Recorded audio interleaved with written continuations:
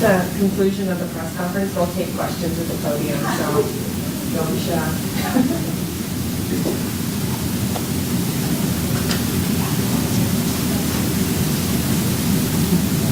Oh, is that you?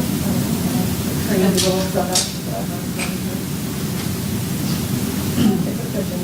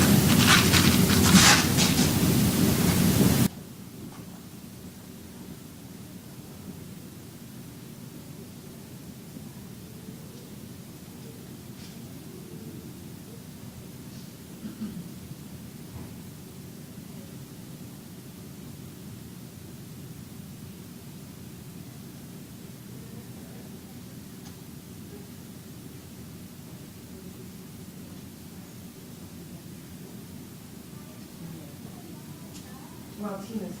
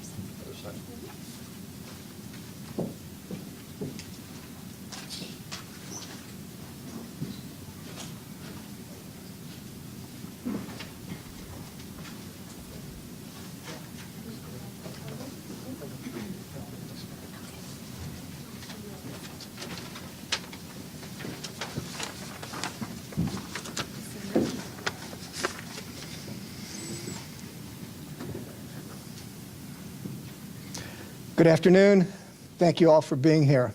I'm Bob Mengerink, Superintendent of the Educational Service Center of Northeast Ohio.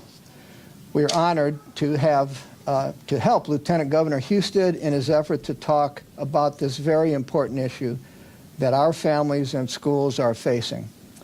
Now I would like to introduce Lieutenant Governor Jon Husted. Thank you. Oh, excuse me. Thank you, Bob. I've known Dr. Mengerink for a long time. He was at the Kettering schools when I was starting out as a state legislator, so I appreciate him being here. My wife Tina, Representative Pavliga, and Sheriff Zuchowski, and Tamia and Tim Woods. Thank you for all. Thank you for all being here. It takes a lot of courage for you to come forward and tell your story, and that what happened to your son James, and I know that it's going to help a lot of people understand how they need to protect their children. In a minute, you're going to hear from Tamia and Tim Woods, but I want to start by referencing something that Governor DeWine said in his State of the State address when he talked about children experiencing a mental health crisis and the challenges that they face. In that State of the State speech, he quotes Desmond Tutu, and he said, quote, "There comes a point when we need to," well, what Reverend Tutu said is that we keep finding bodies that keep falling into the river, and sometime we need to look upstream and find out why they're falling in.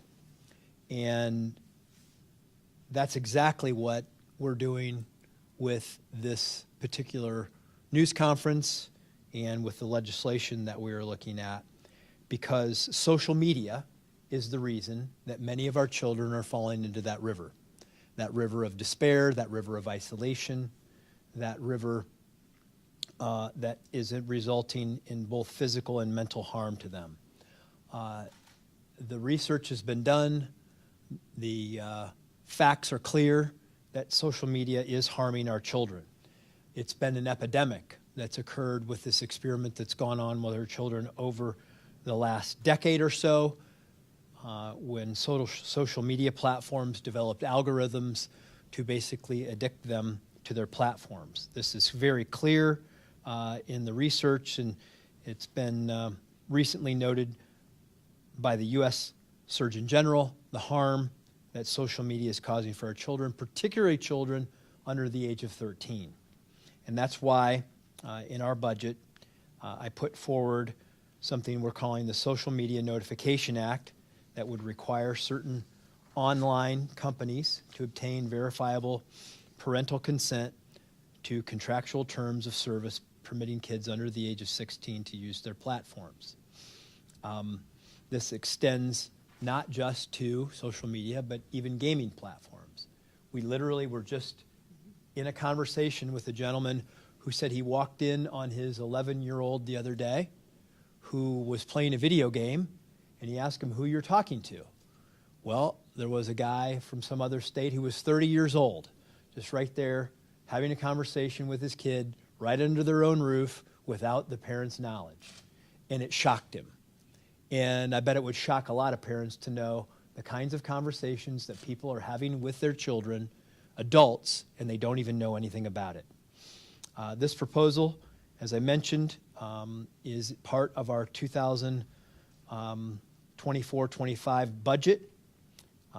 And social media companies, frankly, are making billions of dollars off of products that are very harmful to our kids, and they're going around parents to do it, and that needs to stop. They are addicting our kids to their platforms with these very advanced algorithms. Platforms like TikTok have advanced algorithms that from the moment your child turns that app on and starts scrolling through videos, is creating a profile of what they're interested in and trying to attract them to through those algorithms to things that will addict them to that platform. They know it's wrong. That's why recently they've come up with some of their own voluntary safeguards, but it's still not enough. None of us would let a stranger come in to our child's bedroom and have a private conversation with them without us knowing about it. But yet, that's what's happening every day to kids in our homes, in our state, in our nation. And the consequences, unfortunately, can be deadly. Social media companies need to include parents in the decision-making process. They can't go around moms and dads with the manipulative algorithms collecting data on our children without our knowledge. So what the act would require is that social media companies create a method to determine whether a user is a child under the age of 16, obtain verifiable parent or legal guardian consent before the child joins the platform, and send confirmation of the consent to the parent or legal guardian at their home. If this user indicates that they are under the age of 16 via the splash page, the following methods can be used for verification: sign a digital form to consent to the terms of service, use a credit card, debit card, or other online payment system, call a toll-free number, connect to a trained personnel via video conference, or check a form on a government-issued identification. All of those are perfectly verifiable ways that we can do this. This will include, as I mentioned, social media and online gaming activities, Instagram, YouTube, TikTok, Snapchat, and the like. It does not include e-commerce or online shopping. And we included this language because we want to have a conversation about this. All ideas are welcome. It's a problem that we need to look at, and we need to look forward, and we look forward to working with solutions with the General Assembly and the public in general, and moms and dads and law enforcement to help us come up with the right answer to these questions. What we've offered in the budget process is just a start. I'm counting on the debate that will go in, that will be involved in the General Assembly. Representative Pavliga is going to be leading a lot of this, and I remember when we had our first conversation, I found out she cared about kids and that she wanted to talk about children's mental health. And I said, let's get her in the office and let's start having this conversation, because we need a champion in the General Assembly who's going to help us lead this. And she stepped up and is willing to do this. I think some of the additional things that we can talk about are strengthening the verification process. I think that we can talk about putting filters or controls right on the landing page, making it easier for parents at the moment they sign up or their children sign up to help them put those controls in place, and giving parents their own passcode so that they can look anytime and see what kind of things are going on in that media or in that platform. Remember, you're the moms and dads. You need to take charge of this, and we need to give you the tools to be able to do that, because right now you don't have them, and we need to do better. I know that Tina and I, we have teenage daughters. We see what's happening in that world today. We see how vulnerable kids are. We know how difficult it is because we're actively engaged as parents in doing this, and none of us in our busy lives are ever going to be perfect. But we need to make it easier for parents to help protect their kids. And so let me turn the podium over to the representative and allow Gail to talk more about what it is that she wants to do. But before I do that, Mama Bear, would you like to, anything you would like to say? All of this is born out of love. We love our kids. And we've had two children grow up through the digital age. Since 2012 to now, we've seen a rise in suicides, a rise in mental health issues with our kids. And much of it is because of digital media and what's happening on that handheld device. There's a great author I highly recommend everybody look up. His name's Jonathan Haidt. He's written very, very good articles very recently about this issue, and the data is there. And it's very scary, and we don't share this to scare people. We share it to inform people that we as parents need to do something and pay attention to protect our children. Thank you. Representative? Thank you, Lieutenant Governor Husted and Mrs. Husted, for being here today, and good afternoon, everyone. I truly, from the bottom of my heart, want to thank each and every one of you for being here today to discuss this growing crisis here in our great state of Ohio. Recently, in my home county, which I represent of Portage County, Ohio, a 23-year-old man was sentenced to 24 years in prison for manipulating children and teens into sending him explicit photos of themselves. The defendant posed as a teen and contacted vulnerable children using online platforms such as Twitter, Instagram, and TikTok. These unsuspecting victims are then threatened with vast exposure of their photos if they do not send money to the perpetrator. These fraudsters will also threaten to harm people's families and further psychological abuse through social media. This scenario is now called sextortion. In December of 2022, the FBI sounded the alarm that they have verified at least 3,000 children, mostly teenage boys, as victims of these crimes, and dozens of which have led to suicide, sadly. And this crisis has only become more common. In November of this past year, Streetsboro High School senior James Woods took his own life after being the victim of a sextortion crime. Today, very bravely, James' parents, Tamia and Tim Woods, have joined us today to tell their son's story.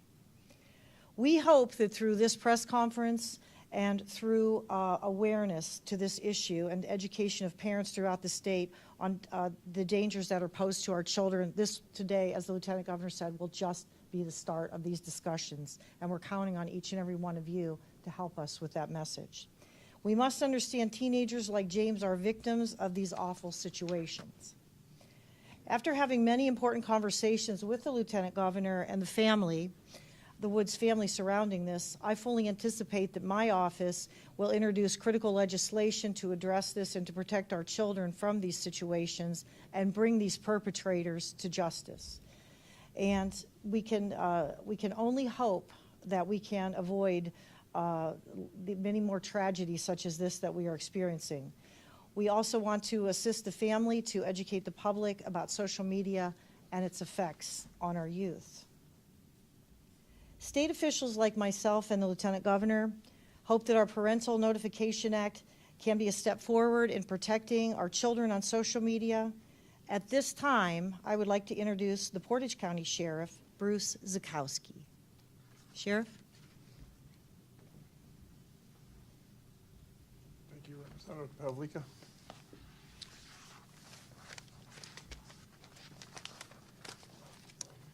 Well, I'm Bruce Zuchowski, the Sheriff of Portage County. Unfortunately, sextortion, which the definition is extorting money from someone by threatening to reveal evidence of their sexual activity, is real. 4 months ago, even in law enforcement with over 32 years, it's the first time I've ever heard of it. In 2022, the FBI claimed that there were thousands of teenagers that were affected by this online crime, including more than a dozen who took their own lives. This heinous crime needs to be exposed by as many people as possible, and that's why we're here today, supporting the Woods family and what James went through. James possibly could have been saved, but he felt that he didn't have any options. We need to do our part to help the Woods family with their quest to honor their son and to educate everybody about sextortion, which is very real. Unfortunately, this was a picture I got this morning offline, and it was not very good, so it's very grainy, and I apologize, but this is one of the monsters that law enforcement believes is directly involved with what's happening with sextortion here in Northeast Ohio. For 32 years of law enforcement, I've always said, you know, this goes right along with it. If you see something that you know isn't right, say something, tell somebody, and hopefully we can make sure that no other lives are lost in such a terrible, tragic way. Thank you. And Tim.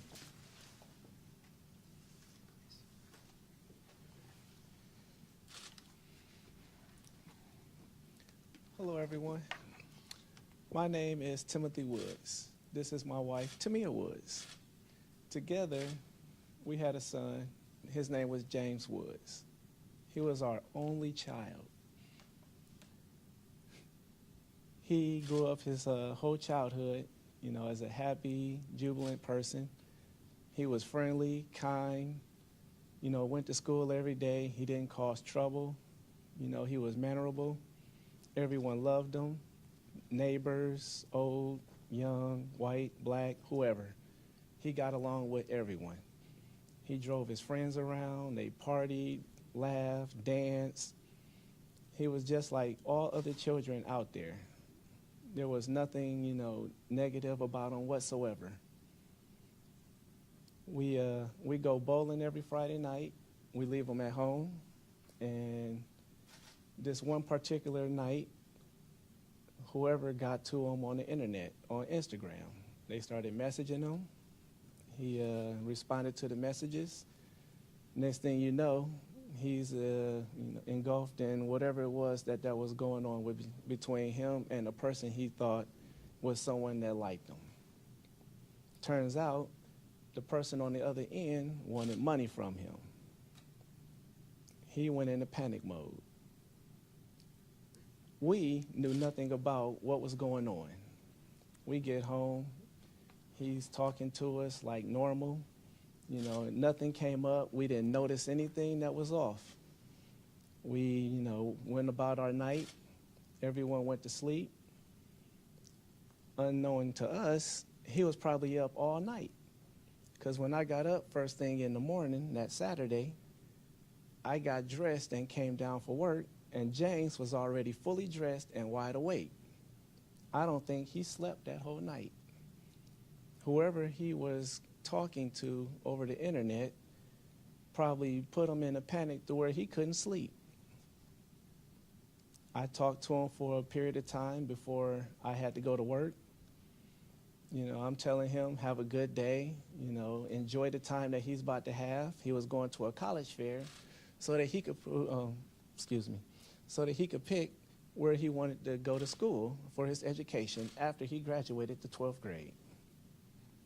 Him and his mother were supposed to be there for a period of time, learning, enjoying the time, taking in the experience.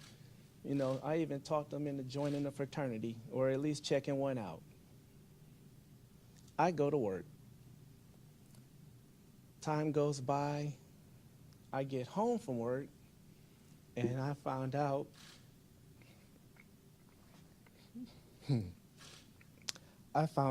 that day, November 19th, turned out to be the worst day of my life. I had to grab my phone and call my wife and let her know what I had found when I got home. It was one of the hardest things that I have ever done. After I called her, I dialed 911 and let them know of what was going on also. They immediately responded, and from that day on, my life has been going downhill. My wife and I are now left with a big void that can never be filled. We lost our only child to a predator who only wanted money. That's all they wanted was money, nothing else. They didn't care who they hurt or how that person got hurt.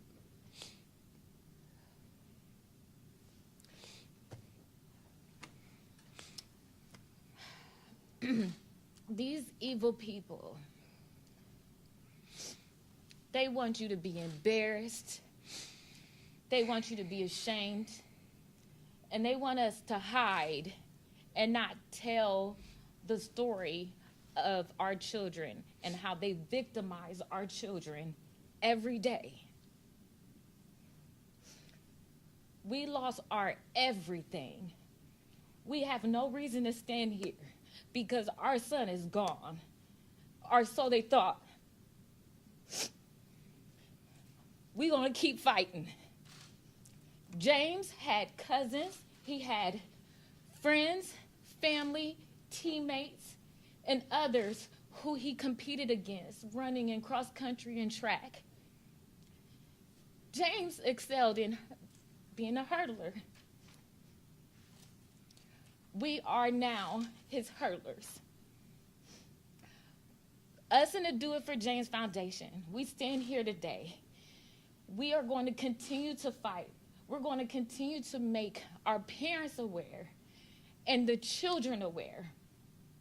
We are talking directly to the children. We want them to know what they try to do, and they try to victimize themselves, and they don't have to be ashamed. They can speak up. It is fine. Let's make each other aware of this nonsense that they're using to attack our children. Parents, you guys get the privilege to know what sextortion was. We unfortunately had to find out after our son's death.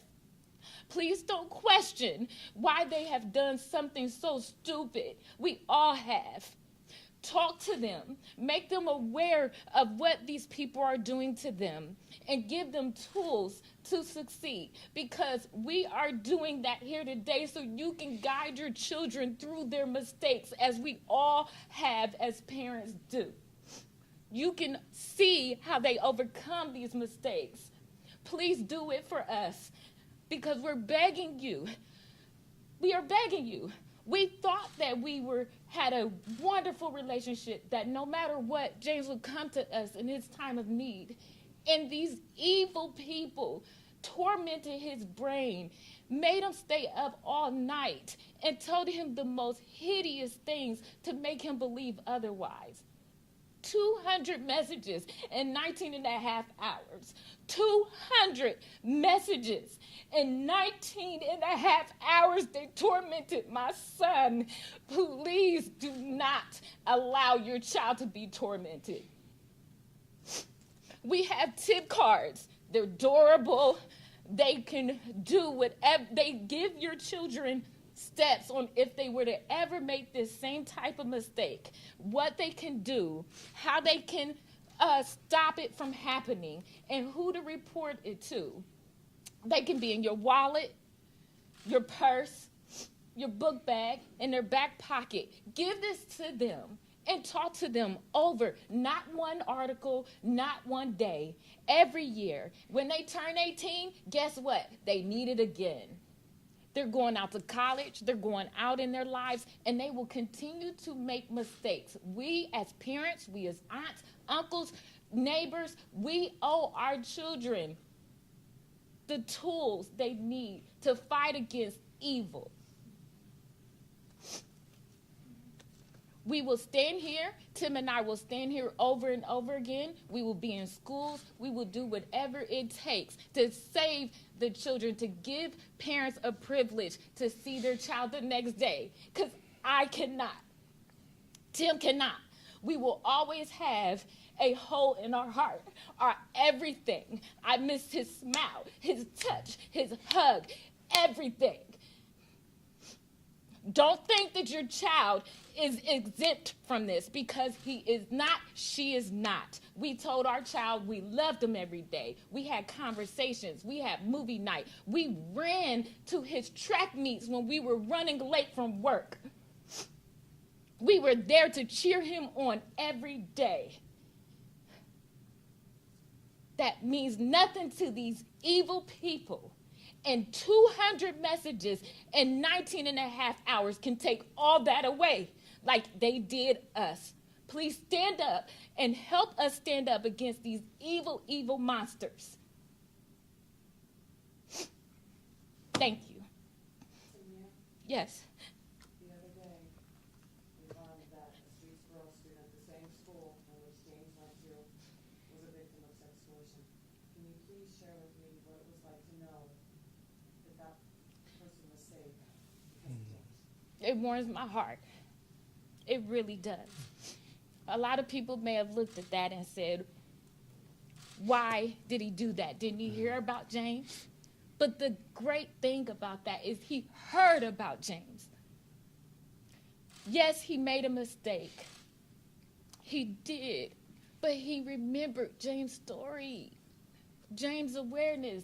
the parents may have heard James' story. They knew what to do. I don't know exactly what came out from all of that, but us making awareness, it makes a difference, and he is still here today. Don't you know that is so wonderful that he is still here today, that another parent does not have to take on the grief that we have. It's so wonderful that he's here today. He'll make a mistake. He will be on punishment, I'm sure. That's our job. We correct him, and we move forward. And he learns from his mistake. Mm-hmm. Thank you. Stay right up here. I'm sure there's going to be some questions for you. Thank you for sharing your story. I wish every parent could hear your story. So thank you for being here to share the story of James and to understand that it can happen to any of us. You may think you have a wonderful relationship with your child, and you do, and you have your card right available. This is a great, great advice right here. Stop all communication. Don't send money. Block the predator. Do not delete the messages. Report it immediately to your local FBI office. Call 1-800-CALL-FBI or report it online to tips.fbi.gov.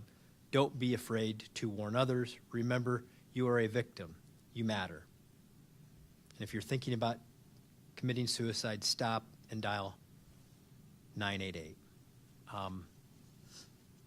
And moms and dads, or anybody that has a child, let them know that they're loved.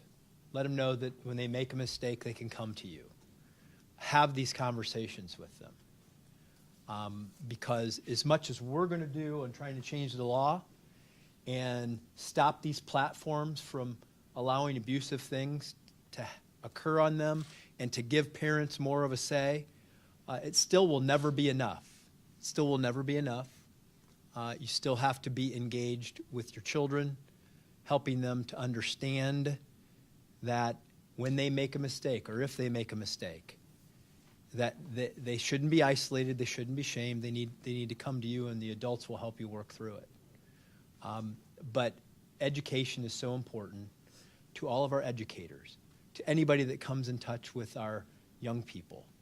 The coaches, moms and dads, grandpas and grandmas, know that this is out there and it's a threat, that social media platforms are ways that bad people are getting in touch with your children without you knowing it, and collectively we need to take the painful lessons that we all learn from this and save the next child, which you already have, and for all of us to get better. So any questions? Lieutenant Governor, how would this be enforced by the state of Ohio? And since it's just Ohio, not national. So we would enforce it via criminal penalties that the companies would be liable for. I will tell you this, that this is the beginning of the conversation. I hope that the social media companies will come forward and work with us on this so that we can make sure that it is seamless and burdenless for everybody. We don't want it to be burdensome on the platforms or the gaming platforms, but we also want it to be burdensome on the parents and the children so that they understand how they can make sure that they're keeping their children away from it if they want them to be away from it, monitoring it if they want to be monitoring it, setting filters on it, and blocking things if that's what they want to do. We need the companies to come forward and work with us on this. Right now, the age of verification is 13. We would like it to be under 16 in Ohio. But I will tell you, if they don't work with us, and this gets more difficult, I'm willing to increase the standards, increase the penalties, and to be more aggressive at what we're doing We need to get this resolved in Ohio in a very short period of time. It's not just Ohio, though. Utah just passed a law the other day. Other states are going to do this. You have Democrats and Republicans on Capitol Hill that are talking about completely banning social media conversations for children under the age of 18. So this is a national epidemic of which there is the growing consensus among the medical community, the mental health community, and among lawmakers of both parties. And I don't know how anybody could sit and hear a story like the one we just heard and not understand that there needs to be more responsible accountability in our systems. Lieutenant Governor, what's your timeline in all this? Because we know this all takes time to get all the parties on board, assuming that the social media platform companies will agree to this. Well, we plan to have it completed by the end of the budget cycle, which is June the 30th. Representative, I don't know if you have anything additional that you want to talk about on timelines, but I think there's a growing support in the General Assembly for doing something. If you'd want to come forward and Thank you, Lieutenant offer Governor. thoughts. Thank you for the question. As you know, that it is our job as a state legislator to, as a legislative body, to continuously look at the issues in society and be putting forth public policy to address these issues. This has come front and center to the General Assembly, and as the Lieutenant Governor had noted, it's a bipartisan issue. All right, I think parents of no matter what their political views would be, want to protect their children. They want to know what's going on. And therefore, you will have my full support. My office will be very quickly putting together a bill. We'll be having an interested parties meeting.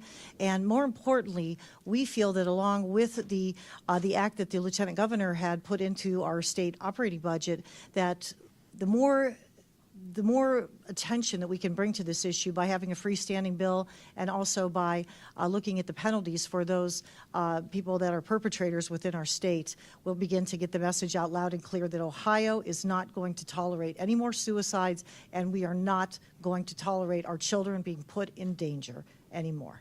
That freestanding bill is this extortion bill? It will, It's not on the books for that yet. It's not on the books yet. We are still in the process of drafting that bill and getting the interested parties together. And through these type of conversations, such as what we're having today, that will bring out some interested parties down into Columbus to be able to help us to draft that legislation, to make sure that we are hitting all the angles and find out where we're going to have any support, and even more importantly, where we might have any opposition. So this legislation is contingent on the child being honest about their age. Is this strong enough? Yes. I'm going to turn that back over to the Lieutenant Governor to address that. Thank you. My second question is, why not set this to 18, just 18, So I'm willing to do that.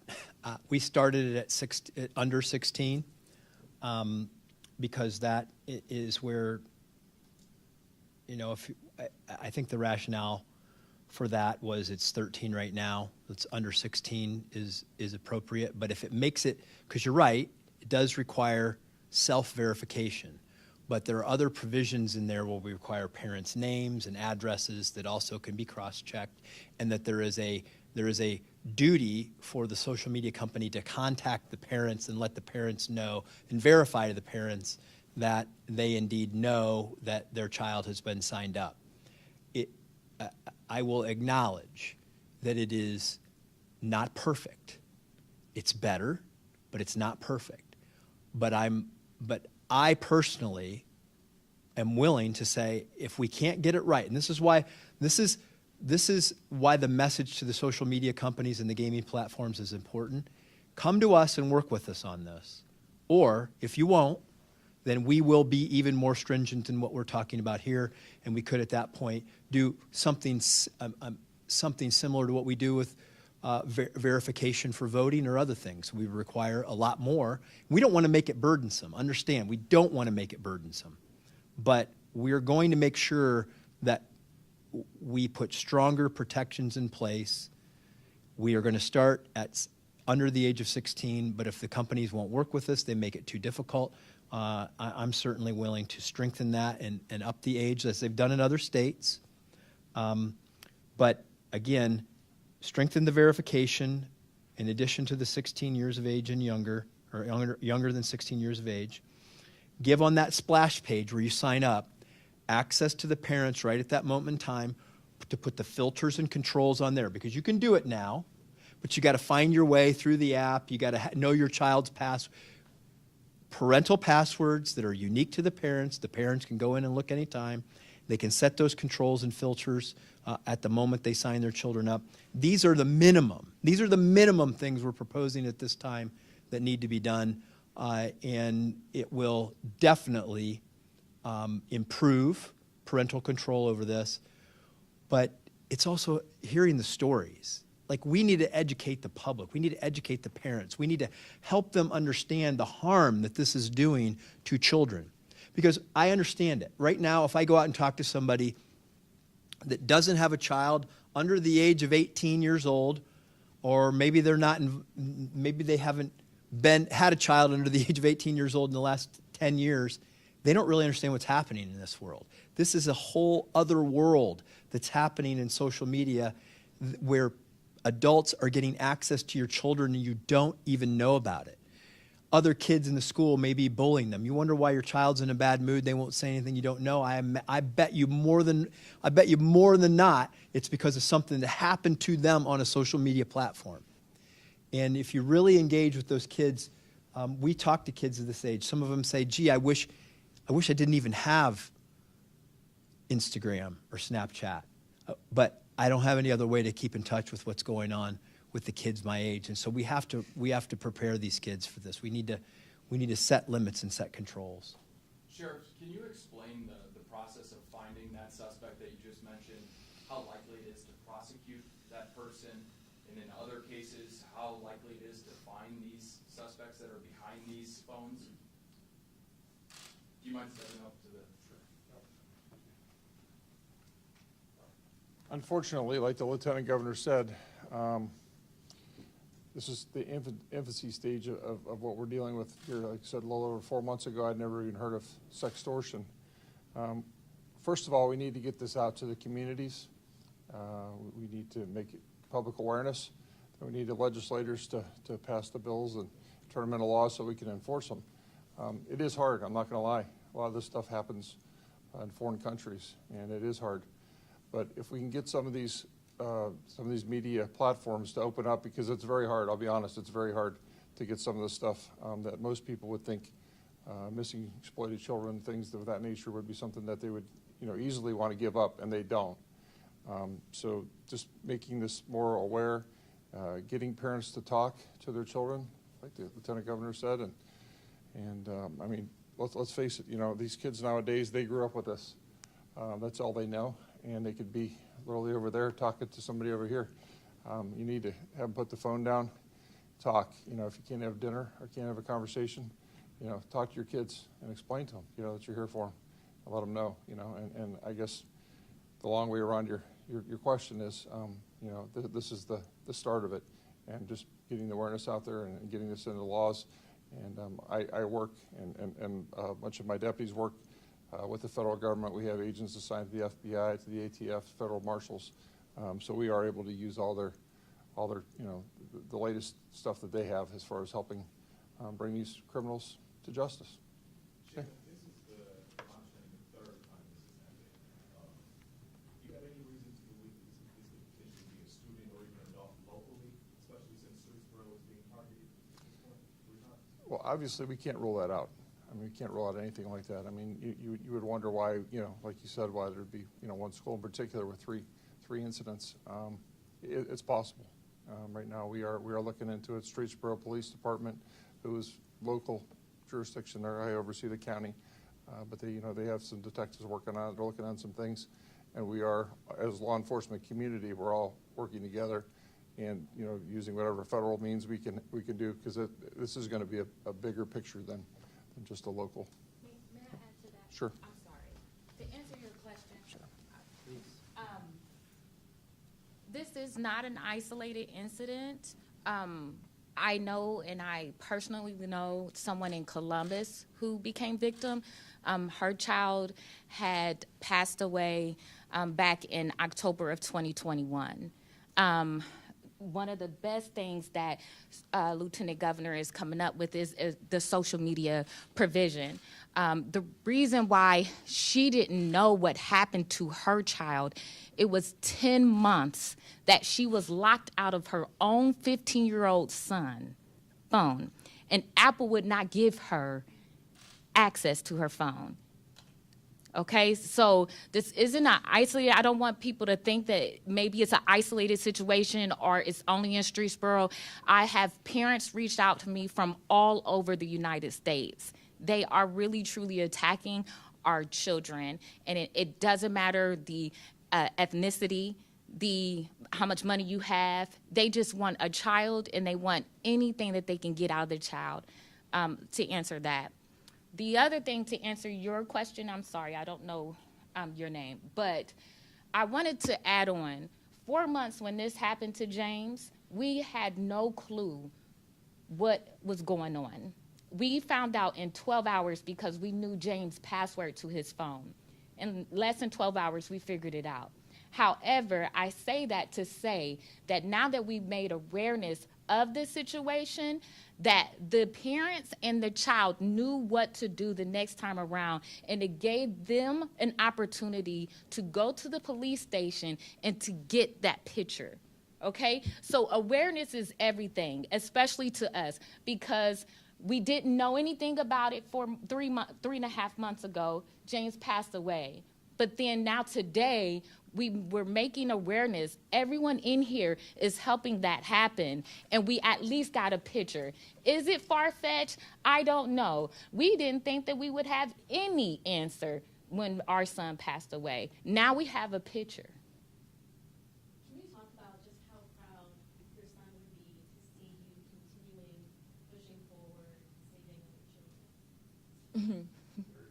Yeah, I think he liked us. So so I think that he's very proud of this.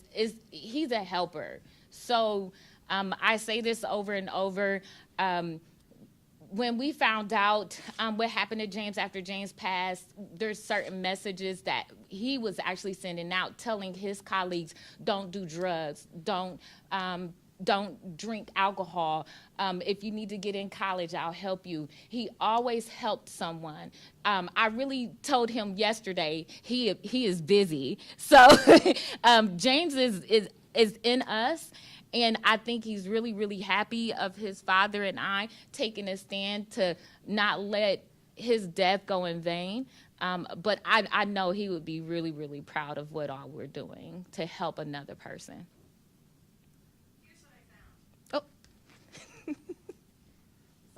No,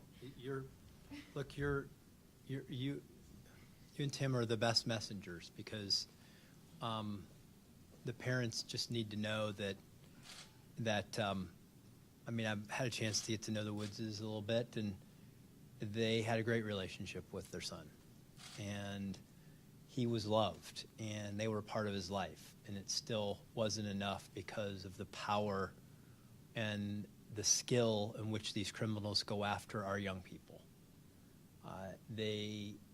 This is what they do.